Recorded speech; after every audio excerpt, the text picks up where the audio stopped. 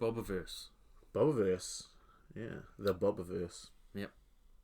So we're covering 3 books in one video because it's basically one story, right? Yeah. So basically, starts with this businessman. Well, he's like a business owner, I guess. Yeah. He's got something to do with like coding and computers and apps and stuff, right? Yeah, and he's rich as fuck, and he's like spent some money on this. What do you call it? Like post-death treatments when he dies. If they can, like they scan his consciousness or do something to get a copy of him. And is the intention to like when they can bring him back to life? Yeah, the intention is that when he can, when the technology develops properly, or basically cryogenic. Yeah, freezing.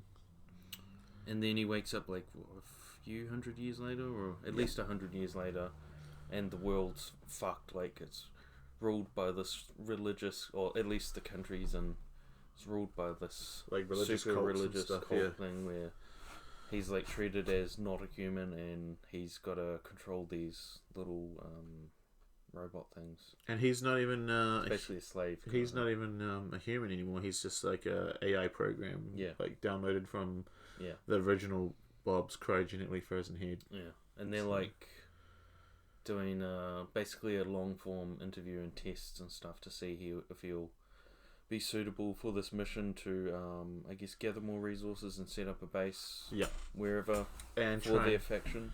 Yeah, for their faction, yeah. And he basically gets his AI brain chucked into a spaceship. Yeah. With 3D printers. Yeah. Shot into space where he... One thing is that the guy that's doing the interviewing like turns off the thing where he's just a mindless drone. Like he actually can make his own choices and stuff. Well, that's interesting because when they do that with a lot of other AIs that they've done this process with, they go insane, right? Yeah. Yeah. So. Yeah. And so pretty early on he runs into Medeiros. Medeiros, yeah. He's a Brazilian like AI, counterpart, who is like fully what's the word? Like he's not a free thinking kind of like he is, like Bob is. And they get into a battle, and does he completely smash him and then he runs into another Medeiros later on? Yeah, I think he kills that one, and then later on he finds out that there's a copy of Medeiros. Yeah. And then he starts making copies of himself, and they start kind of doing their own thing. And because he realizes that the copies aren't the same as the original, and even he's not as the same as the original Bob. Yeah. He puts in place this naming system where they have to name themselves, and they have to give Bill themselves. The first one? Bill's the first one, I think. Yeah. And that or they have an original Bob or whatever. Yeah, that's what they call him. Yeah. And that has like a snowball effect, so like copies create copies, and by the end of it, there's like thousands of them. Yeah, I think so. Yeah. And like it seems as if like there's a bit of a like obviously they're all the same person largely, but there's like a bit of a degeneration in like some of the things. There's one called Homer who's like does things to deliberately just break down Homer. Deliberately like sort of distract other ones and stuff like that. He's a goofball guy. They eventually come across some aliens, and then they also come across other different forms of life, and then they come across habitable planets. Where they try and help out humans, and then in the end they come up against Space Nemesis, which is like a... What are they called? I can't remember their name.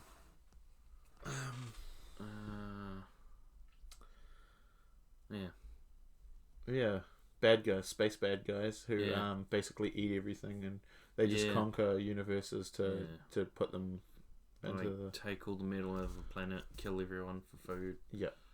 And then it's like a radioactive wasteland, I think. Yeah. Yeah, so there's a few different subplots with different characters, which are all copies of Bob. Oh, Bob, yeah.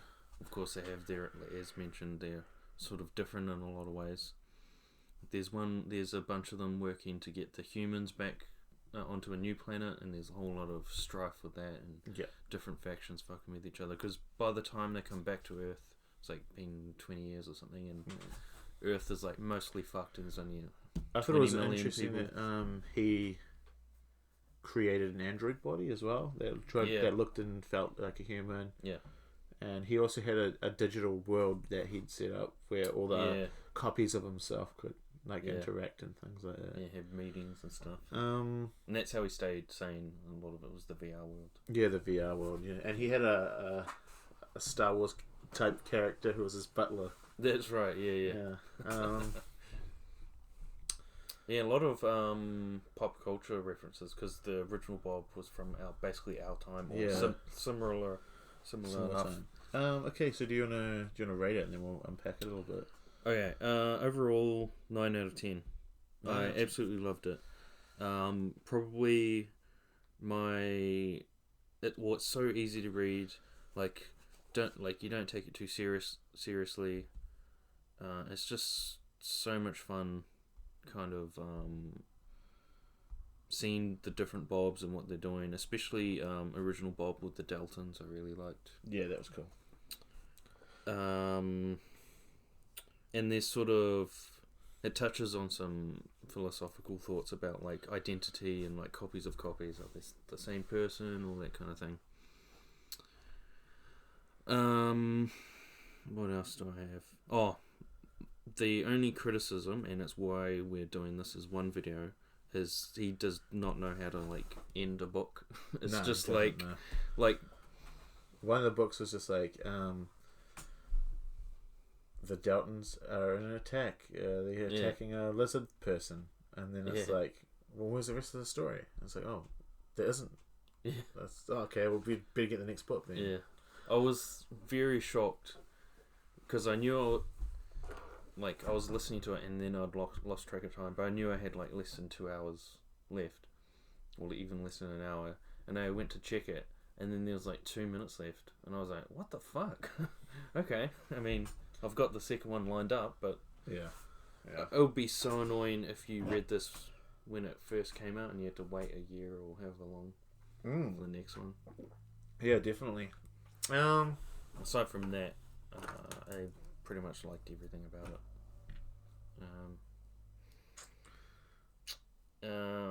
So the whole splitting up into books thing, like, for example, you wouldn't want to jump straight into Red Sea into Red Skies, like Loch book 2, but at least if you did, it's like a beginning, middle, and end of a book. You just wouldn't get a lot of references and shit. Yeah. With this, you actually have no idea. You can't at all. Yeah. I didn't like it that much. I Really? thought it was fun. I thought it was a fun book. I thought there was lots of interesting stuff, and there was I thought it was fun and it was cool and it was interesting, but I didn't like it as much as you did, and I reckon I'd give it like a 6, the same as the Cloud Castle book, because it felt like there was a barrier between the character and any action that happened, and I felt like there was just so much exposition. I'm going over here and I'm creating another printer. I'm creating another printer. I'm going over here and I'm creating another printer. All the interesting stuff was like peppered in the book, where it's like you have the ferret creatures that are like humans, and they live in a completely different society where there's like 8 adults and 5 children. Oh yeah. Like the love story, everything human about the book, and I know that the character isn't human, so it's doing a good job of that. But the reader's human, so you need to like give it some kind of meet it somewhere halfway. I just felt like there was a definite division between anything that actually happened and like the story. Like I just felt like there was lots of expositional telling you what's happening, Okay. and it just and a prime example of that is the original Bob before he dies went to a seminar, Mm. and every time they needed to explain something, they just brought that seminar back up, even in book 3. Oh, okay. It's like, oh no, I'm gonna have to put these humans into a suspended animation. Well, suspended animation. When I was alive and in a human body, I went to a seminar on human Yep. suspended animation and blah blah blah. Blah. And every single time that they needed a reference, they just went back to that to explain it. It's almost as if the guy didn't want to do any research, so he just made up a bunch of bullshit and blamed it on that. And I don't think that that's necessarily a bad idea writer-wise. Yep. But it's kind of that thing where Doctor Who or like a superhero or something gets the upper hand of the bad guy, and the sidekick goes, "Oh wow, how'd you do that?" And the superhero just goes, "Oh, I'll explain later," and then they never explain it. It's just like fucking hell. I also felt that like there is a somewhat of a lack of empathy, and it felt like one guy telling a story to himself Okay. a lot of the time. But there was definitely lots of stuff that I did enjoy about it. Yeah, the Delton's thing was cool. Mm. I enjoyed when he did fight Medeiros, and I enjoyed like the fear of the enemy, the space bad guys. But even that wasn't really that threatening. Nothing felt threatening in this to me. It felt like he was an all-powerful AI who quipped and made jokes, and you just went along for it to find out what he was doing. And there was no real threat in any way, because he could just copy himself, and there was no dire circumstances. There was no like, he can live for 1,000 years, and anyone he does come into contact with can die. So there's no. There was, I suppose, I would agree that there was a somewhat light on conflict. Yeah. Yeah. But yeah, I like even the parts where it's like the William Riker version of Bob, who got into contact with his family. That was all just glossed over. Anything that was human, anything that had like any kind of emotion or connection in it, was just quickly dropped. And it was just, I'm making another fucking bunch of 3D printers, and I'm getting fucking something out of this asteroid. But I did enjoy some of the problems he had solved. Like, there was a big giant ice ring of Saturn, and he used that ice to melt something down to get water, and he used that to terraform a planet or something. I enjoyed all those like little science problems. But I think that it had the same issue that I had the problem with The Martian. You know The Martian book? Yep. Like, I like The Martian, but it just felt like they were explaining a lot and saying, "Hey, look at this thing that I know. Look at this thing that I know. Okay. I know 3D printers. I know this, and I got it all from a seminar I went to once." What do you think of Homer's arc? Because there was quite a tragic end, I thought. I thought it was cool, but then again, he's not real, and like, he was just a copy of a copy. Yep. And it somehow, for me, took the gravity away from the character, because none of them had forms, none of them had things. So visually, in this world that we're reading or like listening to, there was nothing visual for it. Like, if you tried to make it, and I think that's a pro for it as well. I think that's a pro, not a con. Okay. Like, if you tried to make this book a film, there'd be absolutely no fucking way you could do it without a lot of VR stuff. Yeah. Because it would just be a spaceship flying through the that's space. right. Yeah. And then there'd be, would you have a narrator? Yeah, you'd have to. It would be almost impossible to do this unless you changed it all. I think it would work well as a video game. As a RTS game. You know what? I was just thinking of it. Like, a lot of my enjoyment of it wasn't really as a book it was like the same enjoyment I get from like a cool RTS video game where especially the Delton side where you can like you're like a god controlling things and all that kind of stuff. Yeah, no, definitely there was lots of good stuff that in this book that was cool, and I did enjoy it, but I just don't think I enjoyed it as much as you did. And I think that you enjoyed it for all the right reasons. I think that I probably didn't enjoy it for. I think I was probably a little bit nitpicky with it, but I think that's just because I was like, oh, I'm reading a book about a fucking computer, and I was like, this is dumb, and I couldn't get over it. Yeah, fair enough. So yeah. So you probably won't check out the fourth one? Yeah, probably will. Oh yeah. I enjoyed it enough to go through it, and we'll probably review that one maybe. Yeah, I'll be keen. Because I think that can't remember the name of the Bob, but there's one that disappears very early on. Yeah. And you don't know what happens to him, and this is his journey. Oh, okay, cool. Yeah.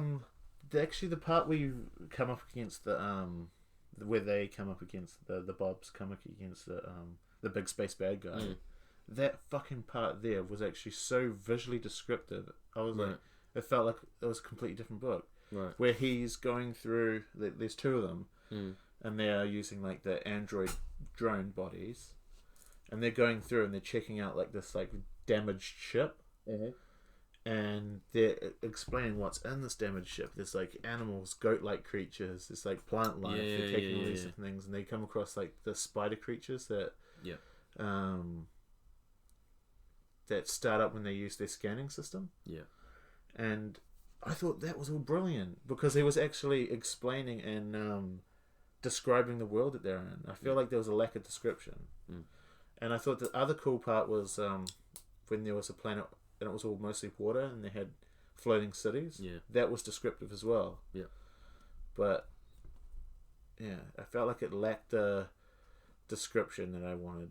It was just felt like to me, space android flying through space on a ship, talking about printers for a lot.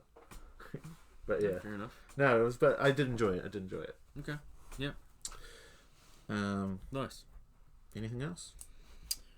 No, I don't think so, eh? Okay.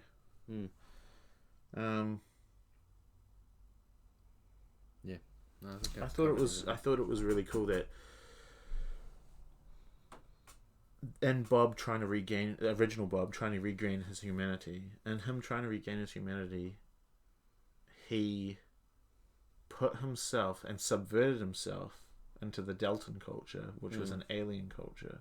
So, in a roundabout way of him trying to recreate his own humanity, he's trying to like slap humanity on a different culture. Yeah, or a different thing. I just thought that the whole Delton thing was very interesting. Yeah, and there was a Nemesis involved in there, and I thought that the stakes actually felt a little bit real because what happens if they killed the android body? There'd be so many like things that would happen because he promised he wouldn't return to that planet. Yeah. I actually thought he'd turn Archimedes into an AI. Yeah, but he just died, which I guess would be. Realistic. And what did you feel about the AI he did create? The woman. Yeah. Yeah, it made sense to me. She can't copy herself or something, eh? I don't think there was any limitation on it. Oh, I thought there was a limitation on it. And I thought that was her limitation because she said I didn't want something or other. Well, originally she was against it, and then right at the end before she died, she changed her mind. And then her kids were like super upset about it and like went to court with him. And he could just literally do whatever the fuck he wants, but he wanted to do like the honest thing and went to the court and they actually tried to sabotage her, but he called it and stopped it. Yeah, and she was made into an AI.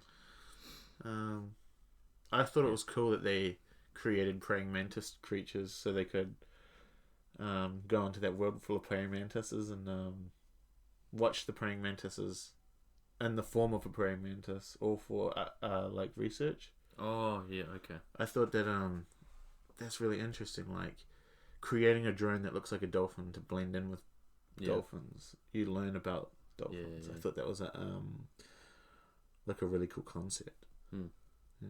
So I don't know. It was good. I really enjoyed it, but there was pitfalls for me that I just kept thinking, oh god.